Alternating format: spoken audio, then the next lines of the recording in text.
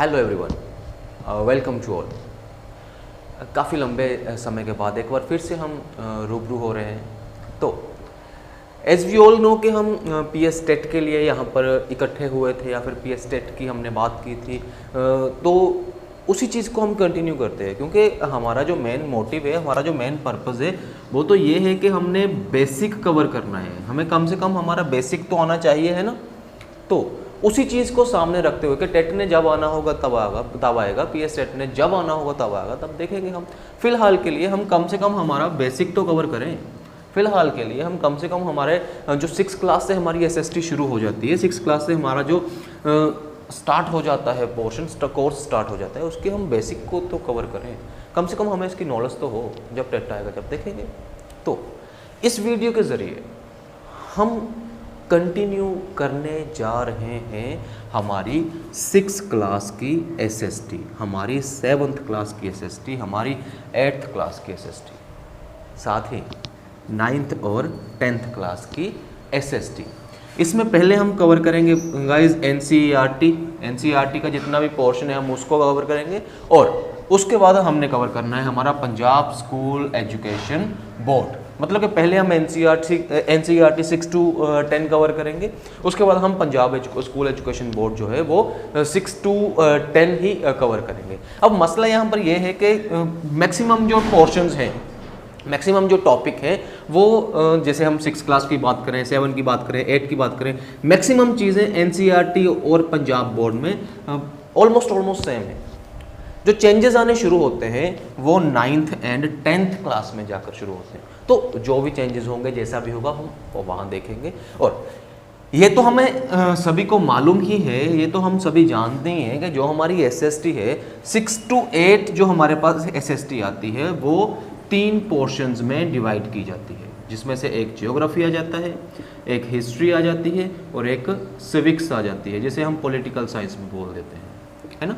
और 9th और 10th की जब हम बात करते हैं, 9th और 10th में हमारे पास आ जाती है, इन्हीं 3 पोर्शंस के साथ हमारे पास ऐड हो जाता है इकोनॉमिक्स। इन्हीं 3 पोर्शंस के साथ हमारे पास एक और ऐड हो जाता है, वो होता है इकोनॉमिक्स। तो 6 क्लास से हम शुरू कर रहे हैं। 6 क्लास का हमारा चैप्टर है, फर्स्ट चैप्टर है ज्योग्राफी को हम शुरू करेंगे। तो शुरू करते हैं हमारी 6 क्लास की SST की बुक। SST की बुक का हमारे पास फर्स्ट चैप्टर है। अच्छा, आपको बुक जो हम कवर करने जा रहे हैं कुछ इस तरह से आपको दिखाई देगी, कुछ इस तरह से हमारी जो SST 6 क्लास की ज्योग्राफी की बुक है, ठीक है, जिसे हम कवर करने जा रहे हैं। तो हमारा जो फर्स्ट चैप्टर है गाइस, हमारे फर्स्ट चैप्टर का नाम है the earth in the solar system. The earth in the solar system के सोलर सिस्टम में अर्थ की प्लेस क्या है, सोलर सिस्टम में अर्थ कहाँ पर स्टैंड करती है। कहने का मतलब ये है कि ओवरऑल सोलर सिस्टम में हमारी जो अर्थ है वो कहाँ पर स्टैंड करती है, या फिर हमारे सोलर सिस्टम में क्या क्या है, या फिर स्पेस में हमें देखने को क्या क्या मिलता है। इन सारी चीज़ों के बारे में हमने इस वीडियो में डिस्कस करनी है, हमने इस चैप्टर में डिस्कस करना है, ठीक है। तो आपके जो गाइस बुक की शुरुआत हो रही है, आपके जो चैप्टर की शुरुआत हो रही है, वो हमें कह रहे हैं कि आप शाम के समय या रात के समय आप आसमान में देखिए, आपको बहुत सारे शाइनिंग स्टार्स दिखाई देंगे, बहुत सारी चमकीली जो चीज़ें हैं वो दिखाई देंगी, है ना। शाइनिंग स्टार्स दिखाई देंगे आपको। या फिर इसके अलावा आप आसमान में देखिए, कुछ एक शूटिंग स्टार्स होते हैं कि कुछ एक तारे ऐसे होते हैं जो चल रहे होते हैं। या फिर आपकी बुक कह रही है कि आप बहुत ध्यान से अगर उन तारों को देखें, अगर बहुत ध्यान से आप उन स्टार्स को देखोगे तो वो एक जगह पर स्थिर है, एक जगह पर खड़े हैं, स्टेबल है, वो शाइन नहीं कर रहे, वो ट्विंकल नहीं कर रहे। वो रीजंस क्या हैं? या फिर कुछ एक तारे ऐसे हैं, कुछ एक स्टार्स ऐसे हैं जो काफ़ी ज़्यादा शाइनिंग कर रहे हैं, जो काफ़ी ज़्यादा टिमटिमा रहे हैं, है ना। तो शाइनिंग स्टार्स हो गए, या फिर एक शूटिंग स्टार्स हो गए, या इसके अलावा बहुत सारे धूमकण हो सकते हैं, बहुत सारे प्लैनेट्स हो सकते हैं, मून्स हो सकते हैं, सैटेलाइट्स हो सकते हैं। ये सारा कुछ हमारे जो स्पेस है, या हमारा शाम को रात को जब आप आसमान की तरफ देखते हो, हमें सारा कुछ ये दिखाई देता है। ये चीज़ें क्या हैं, कहाँ से आई, कैसे आई, उनके बारे में हमने डिस्कस करना है, ठीक है। तो शाइनिंग स्टार्स हैं या फिर शूटिंग स्टार्स हैं या फिर बहुत सारे धूलकण हैं या फिर हमारे पास प्लैनेट्स हैं या फिर सैटेलाइट्स हैं, इन सभी की हम गाइस धीरे धीरे डिवीज़न कर रहे हैं। स्टार्टिंग करते हैं, आपकी बुक ने स्टार्टिंग की है मून से, कि जब आप रात को देखते हो आसमान में, एक तो आपको शाइनिंग स्टार्स दिखाई देते हैं, एक तो आपको ट्विंकल करते हुए स्टार्स दिखाई देते हैं, एक आपको सिंपल स्टेबल स्टार्स दिखाई देते हैं ना। इसके अलावा एक आपको और चीज़ दिखाई देती है, वो है हमारा चंद्रमा, वो है हमारा मून। मून का सफ़र इन्होंने इस तरह से बताया है कि मून आपको दो सिचुएशंस में मिलेगा। आपने देखा होगा कि मून जो है, पहले तो स्टार्टिंग की अगर हम बात करें तो छोटा छोटा छोटा छोटा बड़ा होता होता होता होता एक फुल मून बन जाता है।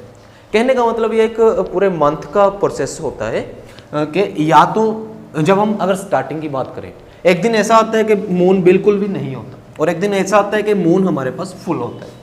तो इन दोनों कंडीशंस में या इस चीज़ को हम क्या कहते हैं, आपकी बुक में बताया है कि जिस दिन तो फुल मून होता है, जिस दिन तो फुल मून होता है, उस मून को, उस फुल मून को हम क्या कहते हैं, उस रात को हम कहते हैं गाइस पूर्णिमा। हमने अक्सर बात की है पूर्णिमा की रात, उस रात को हम कहते हैं पूर्णिमा।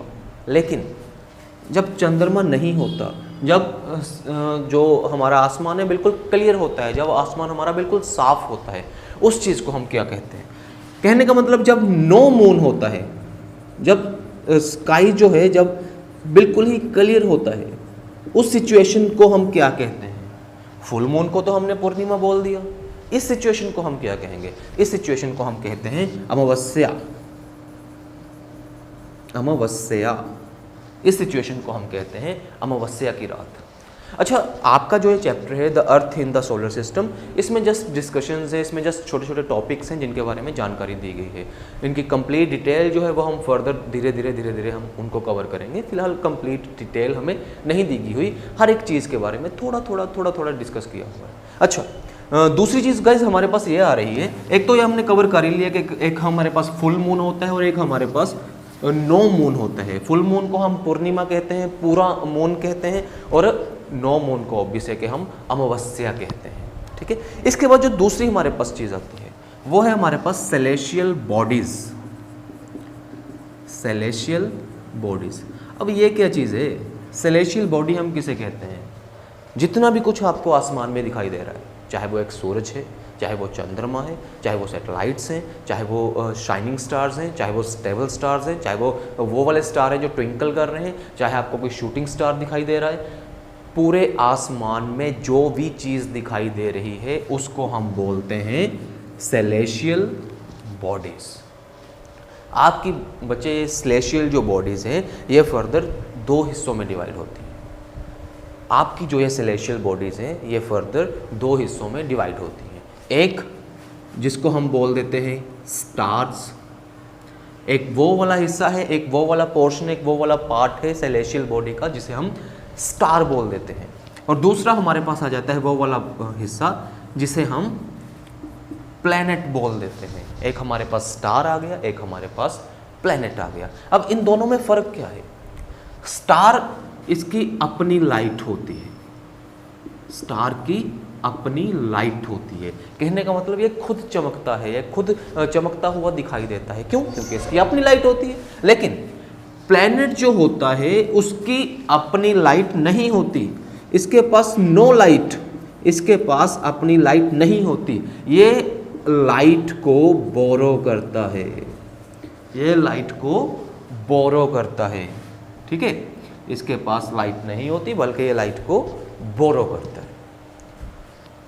सेलेशियल बॉडीज़ दो तरह की होती हैं। जितने भी हमारे पास आसमान में जितने भी चीज़ें हमें दिखाई देती हैं उसमें से सेलेशियल जो बॉडीज़ है वो दो तरह की होती हैं, जिसमें से पहली आ जाती है जिसे हम स्टार्स कहते हैं, और दूसरी आ जाती है जिसे हम प्लैनेट्स कहते हैं। ठीक है, जो स्टार्स होते हैं उनकी अपनी लाइट होती है, वो अपनी लाइट के साथ चमकते हैं, और जो प्लैनेट होते हैं वो लाइट को बोरो करते हैं, वो खुद नहीं चमकते, उन्हें चमकाया जाता है, कोई और किसी और की रोशनी उन पर डाली जाती है। ठीक है, और क्यों? उनके पास कोई भी लाइट नहीं होती। यहाँ तक होप्स हो कि आपको समझ में आ गई। अब एक एक एग्जाम्पल करते हैं, आपको अच्छी तरह से समझ में आ जाएगा।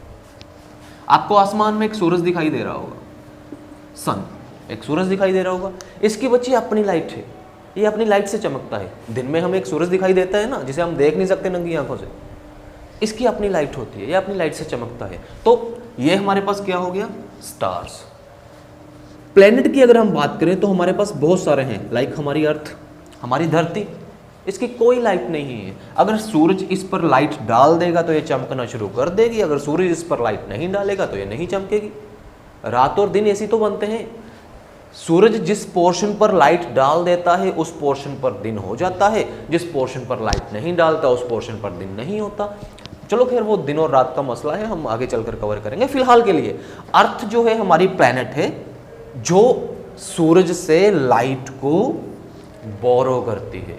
उसी तरह से हमारे पास बाकी के टोटल 8 प्लैनेट हैं, या बाकी के 7 प्लैनेट्स हैं जो सूरज से अपनी लाइट को बोरो करते हैं। मतलब कि जितने भी हमारे पास ये प्लैनेट्स हैं, ग्रह हैं, इनकी अपनी लाइट नहीं है। तो जो हमारे पास सेलेशियल बॉडीज हैं वो फर्दर 2 पार्ट्स में हमने डिवाइड कर दी। एक को हम स्टार्स बोल देते हैं, एक को हम प्लैनेट बोल देते हैं। जो स्टार होते हैं उनकी अपनी लाइट होती है, जो प्लैनेट होते हैं उनकी अपनी लाइट नहीं होती है। ठीक है, इस चीज को हम कह देते हैं सेलेशियल बॉडीज। अब नेक्स्ट बच्चे हमारे पास जो टॉपिक आ रहा है वो आ रहा है कॉन्स्टलेशन। नेक्स्ट जो हमारे पास टॉपिक आ रहा है वो आ रहा है हमारे पास कॉन्स्टलेशन। अब ये कॉन्स्टलेशन क्या होता है भाई? पहले हम इसके मुश्किल से स्पेलिंग लिख लें।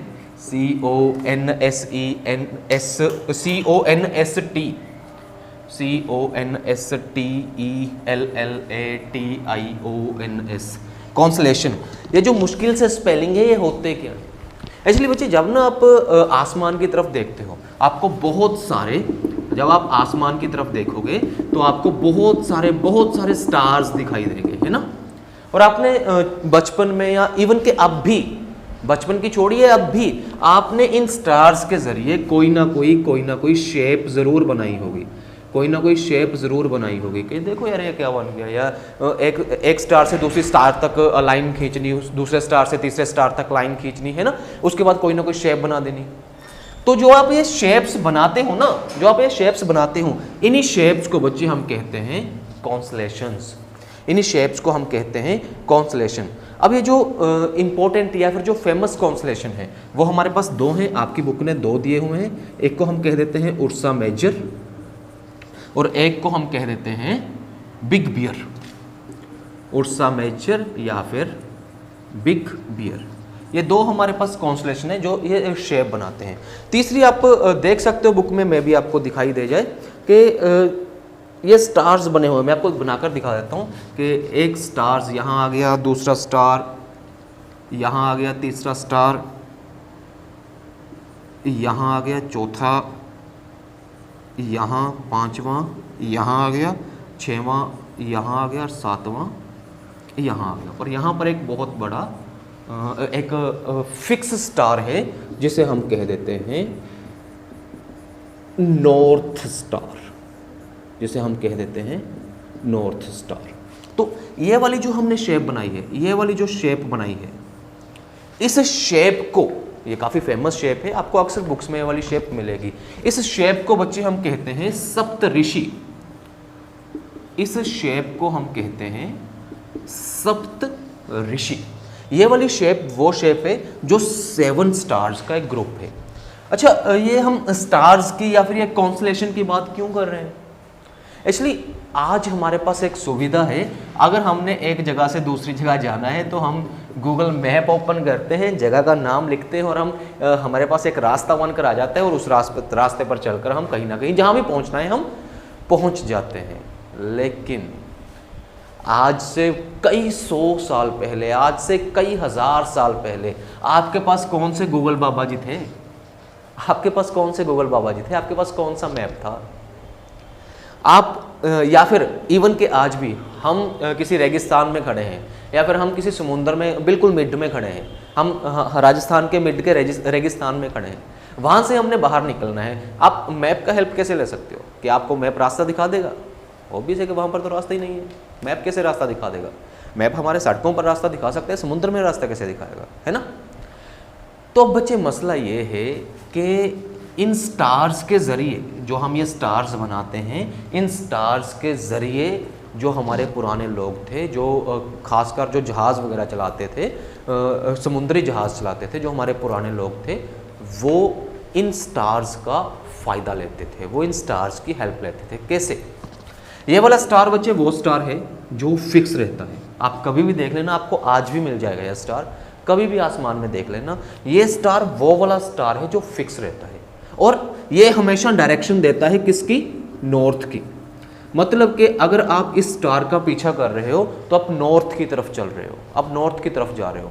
अगर आप इस स्टार के जरिए नॉर्थ की तरफ जा रहे हो तो ऑब्वियस सी बात है कि बाकी की डायरेक्शंस हमें खुद ब खुद पता चल जाएंगी कि साउथ किधर होगा, वेस्ट किधर होगा, ईस्ट किधर होगा, है ना? क्यों? क्योंकि ये जो स्टार है ये किसकी तरफ जा रहा है? ये नॉर्थ की तरफ जा रहा है। तो इसीलिए इसको हम क्या बोल देते हैं? इसको हम नॉर्थ स्टार बोल देते हैं। नेक्स्ट हम इसको और क्या बोल देते हैं? इसको हम पोल स्टार भी बोल देते हैं। हमारे पास जो बच्चे दूसरा टॉपिक है वो था कॉन्स्टलेशन। कॉन्स्टलेशन में जो फेमस कॉन्स्टलेशन है वो एक तो उर्सा मेजर है, एक बिग बियर है, और जो ये शेप बन रही है वो बन रही है सप्तऋषि की। और जो आसमान में हमारे पास एक फिक्स स्टार है उस स्टार को हम नॉर्थ स्टार भी कह देते हैं और पोल स्टार भी कह देते हैं। हम इसको नॉर्थ स्टार इस करके कहते हैं क्योंकि ये हमें नॉर्थ की डायरेक्शन देता है। ओके, तो इसके बाद बच्चे हमारे पास आ रहा है प्लैनेट्स। इसके बाद हमारे पास आ रहा है प्लैनेट्स। मैं इसे रब कर दूं, फिर हम डिस्कस करते हैं हमारे प्लैनेट्स के बारे में। पता है हमें कि हमारे पास कितने प्लैनेट्स हैं? बताओ जल्दी, कितने प्लैनेट हैं हमारे पास? इस वक्त हमारे पास जो हैं वो हैं 8 प्लैनेट। हमारे पास जो हैं वो हैं 8 प्लैनेट। ठीक है, अभी अभी हमने बात की है कि प्लैनेट वो चीज़ होती है जिसकी अपनी रोशनी नहीं होती। 8 प्लैनेट है, हम फर्दर डिस्कस कर रहे हैं कौन कौन से। प्लैनेट वो चीज़ होती है जिसकी अपनी रोशनी नहीं होती। तो जो प्लैनेट है, प्लैनेट वर्ड है, ये कहाँ से आया? प्लैनेट वर्ड बच्चे आया, हमको अक्सर टेट में भी क्वेश्चन आता है कि ये वाला वर्ड कौन सी भाषा से लिया गया है, इस वर्ड का मीनिंग क्या है ना? तो जो प्लैनेट वर्ड है वो लिया गया है बच्चे ग्रीक लैंग्वेज से, ग्रीक की भाषा से। ये वाला जो वर्ड है ये लिया गया है। वहाँ पर जो ग्रीक वर्ड है वो क्या है? वो है ET, वो है आपका प्लैनेट, प्लैनेटाई। इस वर्ड से, ग्रीक के इस वर्ड से हमने बना दिया प्लैनेट। इसका मतलब क्या है? इसका मतलब है वैंडरर्स। इसका मतलब है वैंडरर्स। वैंडरर मतलब घूमने वाला, जो एक जगह टिक कर ना रहे, जो एक जगह खड़ा ना रहे, उसको हम कहते हैं वैंडरर्स। ओके, अब हमने बात करनी है, मतलब कि हमारे पास ये दो चीज़ें होगी। एक जो अब तक हमने कवर किया है, एक तो हमने सेलेस्टियल बॉडीज कवर कर ली और एक हमने कॉन्स्टलेशन कवर कर लिया, एक हमने वैसे ही स्पेस कवर कर लिया, है ना। नेक्स्ट हमारे पास जो टॉपिक आ रहा है वो आ रहा है solar system, the solar system. Obvious सी बात है कि जब हम सोलर फैमिली की बात करेंगे, जब हम सोलर सिस्टम की बात करेंगे, तो उसमें ये जो 8 प्लैनेट हैं वो ऑटोमेटिकली कवर हो जाएंगे। तो सबसे पहले हम सोलर सिस्टम में बात करते हैं हमारे सूरज की, हमारे सन की बात करते हैं। सोलर फैमिली का सबसे हेड जो बंदा है हम उसकी बात करते हैं। हेड बंदा कौन है हमारी सोलर सिस्टम का, हमारी सोलर फैमिली का? तो वो है हमारा सूरज, सन। सन है बच्चे हमारा मेजर पार्ट। ठीक है, the sun is the centre of the solar system. It is a huge and made up of extremely hot gases. मतलब कि ये सेंटर ऑफ अट्रैक्शन है, ये सेंटर है, इसके इर्द गिर्द ही सभी प्लैनेट्स घूमते हैं और ये बहुत ही गर्म गैसेस का एक गोला है, बहुत ही गर्म गैसेस हैं इसमें। और नेक्स्ट चीज़ ये है कि ये हमारी धरती का, आपको अक्सर क्वेश्चन आ जाता है, 2 क्वेश्चन आते हैं आपको, हमारी धरती का सबसे नज़दीक का प्लैनेट कौन सा है? हमारी धरती के सबसे नज़दीक का प्लैनेट कौन सा है? दूसरा क्वेश्चन आता है हमारी धरती का सबसे नज़दीक का स्टार कौन सा है? हमारी धरती के सबसे जो नज़दीक स्टार है वो कौन सा है? ऑब्वियस सी बात है बच्चे के सूरज की अपनी रोशनी है, सूरज की अपनी रोशनी, तो ये स्टार ही हुआ, ये हमारी धरती के नज़दीक ही हुआ। और तीसरा क्वेश्चन आता है कि हमारे सोलर सिस्टम का सबसे नजदीक का स्टार कौन है। तो वहां पर आप सूरज नहीं लिख सकते, वहां पर जो भी आएगा हम उसे डिस्कस करेंगे, वहां पर आप सूरज नहीं लिख सकते, ठीक है। फिलहाल हमने जो कवर करना है कि सूरज जो है वो काफ़ी ज़्यादा गर्म गैसेस से बना हुआ है और इसका जो अल्टीमेट सोर्स है वो हीट एंड लाइट ही है। हाँ, इसके पास एक तो हीट बहुत ज़्यादा है, दूसरा इसके पास लाइट बहुत ज़्यादा है ना। अगर हम धरती की बात करें तो ये धरती से कोई 150 मिलियन किलोमीटर दूर है, 150 मिलियन किलोमीटर दूर है हमारी धरती से। कोई 15,000 करोड़ ऐसा कुछ कोई टर्म है, मेरे ध्यान में नहीं है, इतना ज़्यादा दूर है कहने का मतलब है हमारी धरती से। तो इसीलिए जो सूरज की तपश की बात कर ले हम, या सूरज की जो हीट की बात कर लें, कि इतनी ज़्यादा हमें फील नहीं होती क्योंकि ये बहुत ज़्यादा दूर है। हम यहाँ का हमारी धरती का जो मौसम है वो फेवरेबल है, इसीलिए वो फेवरेबल है, ठीक है। नेक्स्ट बच्चे हमारे पास आ जाते हैं प्लैनेट्स। प्लैनेट्स, अब जो ये प्लैनेट्स हैं वो टोटल है हमारे पास 8 में से एक आ जाते हैं हमारे पास मरकरी के पास हमारे पास वीनस के बाद हमारे पास अर्थ के बाद हमारे पास मार्स के बाद हमारे पास जुपिटर के बाद हमारे पास आ जाएगा सैचरन के बाद हमारे पास यूरेनस, और यूरेनस के बाद हमारे पास नेपच्यून। पहले नंबर पर, दूसरे नंबर पर, तीसरे नंबर पर, चौथे नंबर पर, 5वें पर, 6वें पर, 7वें पर, और एक रह गया अर्थ रह नहीं, पहले मार्स हो गया, वीनस हो गया, अर्थ हो गया,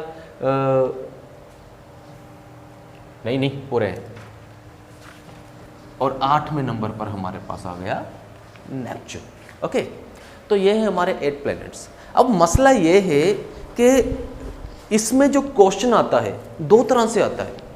ये तो हमें पता है कि अलग अलग डायरेक्शन में, कोई ज़्यादा दूर है, कोई ज़्यादा उससे दूर है, कोई उससे दूर है, और ये इस तरीके से घूम रहे हैं, ये इस तरीके से हमारे सूरज के इर्द गिर्द जो है वो घूम रहे हैं। वो अलग मैटर है, वो हम नेक्स्ट क्लास में या नेक्स्ट चैप्टर में कवर करेंगे उनको। अब असल मसला क्या है? अब असल मसला ये है बच्चे कि ये जो क्वेश्चन है ना 2 तरह से आता है। या तो आपसे क्वेश्चन पूछा जाएगा सबसे बड़ा प्लेनेट कौन है, क्वेश्चन पूछा जाएगा सबसे छोटा प्लेनेट कौन है, क्वेश्चन पूछा जाएगा धरती से बड़ा कौन है, धरती से छोटा कौन है, अर्थ का ट्विन कौन है, या फिर ब्लू प्लेनेट कौन है, या फिर हमसे पूछा जाएगा कि सबसे सूरज के सबसे नजदीक कौन सा प्लेनेट है, दूसरे नंबर पर कौन है, तीसरे पर कौन है, 5वें पर कौन है, 10वें पर, जो भी है, इस तरह के क्वेश्चन पूछे जाएंगे। तो इसके लिए हमारे पास एक बहुत सिंपल सा मेथड है। वैसे आपकी बुक में भी इन्होंने एक कोटेशन दी हुई है कि my very efficient mother just serves us nuts. इतनी मुश्किल कोटेशन पहले याद करें, उसके बाद उनके सीक्वेंस याद करें, तो हम जो हमारी कोटेशन है उसको थोड़ा सा इजी करते हैं। हमारी जो कोटेशन है उसको थोड़ा सा इजी करते हैं, ठीक है। तो मैं इसे थोड़ा सा साफ कर दूं और फिर हम बनाते हैं हमारी कोटेशन। और जो हमारी कोटेशन है वो क्या है कि अच्छा, मैथ बहुत डरते हैं हम इससे, लेकिन फिर भी मैं जो ये कोटेशन बना रहा हूँ इसकी कोई सेंस नहीं है, लेकिन आपको याद सभी को रहेगी। तो गलती माफ़ अगर आपको कोटेशन अच्छी ना लगे, लेकिन याद रहेगी, ठीक है। मैथ वेरी इजी, मैथ जैसे सन। मैथ वेरी इजी, मैथ जैसे सन। मैथ मतलब के मरकरी, वेरी मतलब के वीनस, इजी मतलब के अर्थ, मैथ मतलब के मार्स, जैसे मतलब के जुपिटर, सन इसमें एस पर आपका आ जाएगा सैचरन, यू पर आपका आ जाएगा यूरेनस, एन पर आपका आ जाएगा नेपच्यून, ठीक है। वैसे कोटेशन कोई इतनी खतरनाक नहीं है, लेकिन याद रह जाए तो बहुत अच्छी बात है, ठीक है। मैथ वेरी इजी, मैथ जैसे सन, ये आपकी सीक्वेंस है बच्चे। यहाँ पर आपके पास सूरज है, तो क्या हुआ हमारे सामने कि सूरज से सबसे नेड़े सबसे नज़दीक कौन है, वो है मरकरी, उसके बाद कौन आएगा, वीनस, उसके बाद कौन आएगा, अर्थ, उसके बाद मार्स, उसके बाद जुपिटर, उसके बाद सैटर्न, उसके बाद यूरेनस, उसके बाद नेपच्यून। तो ये हमारी सीक्वेंस बन गई। इसी सीक्वेंस के जरिए आपसे अगर क्वेश्चन पूछा जाए कि भी अर्थ से पहले क्या है या अर्थ के बाद क्या है, हम बता सकते हैं। आपसे क्वेश्चन पूछा जाए कि जुपिटर से पहले क्या है, जुपिटर से बाद क्या है, हम बता सकते हैं। तो अगर आप ये वाली कोटेशन याद कर लो तो आपको सीक्वेंस याद हो जाएगी। पहली बात, अगर आप कोटेशन याद कर लें तो आपको जो है सीक्वेंस याद हो जाएगी। एक बार सीक्वेंस याद होगी तो हम साइज ऑटोमेटिकली याद कर लेंगे। ठीक है, तो इसको मैं थोड़ा सा लिख देता हूँ। मरकरी को मैंने m लिख दिया, वीनस को मैंने v लिख दिया, अर्थ को मैंने e लिख दिया और मार्स को मैंने m लिख दिया। उसके बाद मैंने जुपिटर को j लिख दिया, उसके बाद सैटर्न को s लिख दिया, उसके बाद यूरेनस को u लिख दिया और नेपच्यून को n लिख दिया। ऊपर का जो पोर्शन है हम उसे साफ कर देते हैं ताकि हमें अब हम डिस्कस कर सके इसके साइज के बारे में, कि इसका साइज कितना बड़ा है, कौन सा प्लेनेट जो है सबसे बड़ा है, कौन सा प्लेनेट जो है वो सबसे छोटा है, उसके बारे में हम डिस्कस करना है। तो हम ऊपर का जो साइज है इसका सीक्वेंस है वो हम साफ कर देते हैं। और हमारे पास ये 8 प्लैनेट्स आ गए बच्चे। क्या मैं इसको 2 पार्ट्स में डिवाइड कर सकता हूँ? कर सकता हूँ। मैंने 8 प्लैनेट्स को 2 पार्ट्स में डिवाइड कर दिया।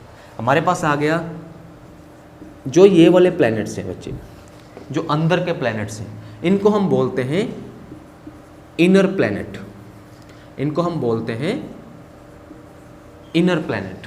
और जो बाहर वाले प्लैनेट हैं उनको हम बोलते हैं आउटर प्लैनेट। तो कहने का मतलब अगर आपसे क्वेश्चन अगर आपको क्वेश्चन आ जाए कि जो जुपिटर, सैटर्न, यूरेनस या फिर नेपच्यून कौन सा हिस्से में आता है, आउटर में या इनर में, आप आसानी से बता सकते हो। ये वाले जो प्लैनेट हैं कौन से हिस्से में आते हैं, इनर में या आउटर में, आप आसानी से बता सकते हो, है ना। अब हमने देखना है इनका साइज। तो साइज के लिए इस चीज़ का ख्याल रखिएगा कि जितने भी आउटर प्लैनेट हैं वो सारे के सारे बड़े हैं। जितने भी आउटर प्लैनेट हैं वो सारे के सारे बड़े हैं। सबसे बड़ा प्लैनेट है हमारा जुपिटर, दूसरे नंबर पर हमारे पास आ जाता है सैटर्न, तीसरे नंबर पर हमारे पास आ जाता है यूरेनस, चौथे नंबर पर हमारे पास आ जाता है नेपच्यून।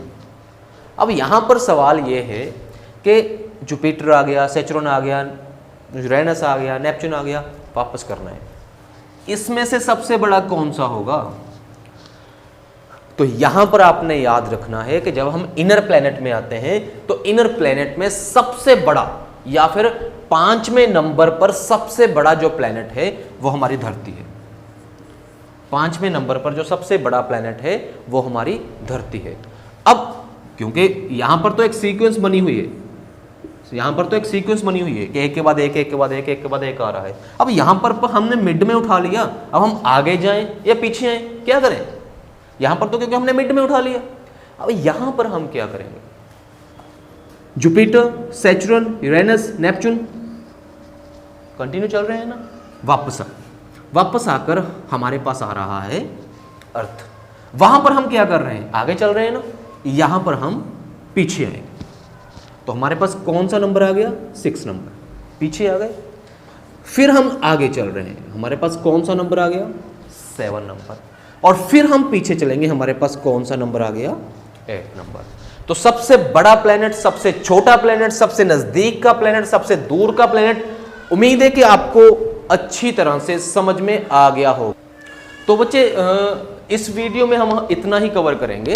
बाकी का जो हमारा टॉपिक रह गया है या बाकी का जो हमारा चैप्टर रह गया है वो हम हमारी नेक्स्ट वीडियो में, नेक्स्ट पार्ट में कवर करेंगे। ठीक है, तो होप सो, उम्मीद है कि आपको ये जितना हमने किया है आपको अच्छे से समझ में आ गया होगा। बने रहिए हमारे साथ और कंटिन्यू आपको जो वीडियोस है वो इंशाल्लाह मिलेंगी। ओके, और टेलीग्राम के साथ ज़रूर जुड़िए ताकि आपको लिंक मिलता रहे, आपको MCQs मिलते रहे। व्हाट्सएप के साथ ज़रूर जुड़िए, आपको लिंक जो है वो डिस्क्रिप्शन में मिल जाएगा। Thank you.